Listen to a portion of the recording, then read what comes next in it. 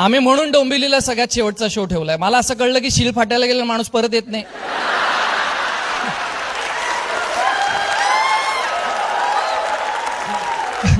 Tour संपूनच घेऊयात म्हटलं तिकडं.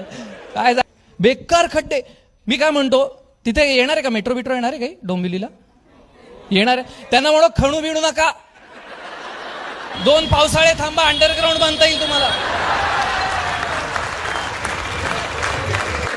सिरियसली यार, मी काय म्हणतो, पुण्या मुंबईत किंवा डोंबिवलीत वगैरे ना रस्ते कशाला बांधते? आता पूर्ण जेसीबीने काढूनच टाका सगळे, मग त्यात पाणी सोडू, कालवे तयार होतील. डोंबिवली आणि पुण्याचं व्हेनिस करून दाखवू आपण यांना.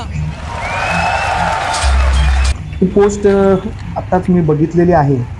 ही पोस्ट नुसती शहरातल्या खड्ड्यांबद्दल नाही, तर शहराची सर्वांगीण दुरावस्था कशी झाली आहे.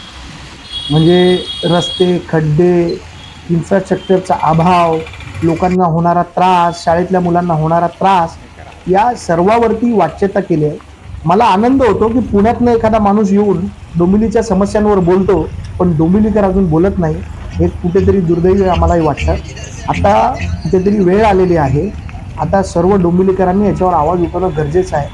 बाहेरून येऊन लोक बोलायला लागली, आपली लोक कधी बोलणार, हा विषय बघण्यासारखा आहे.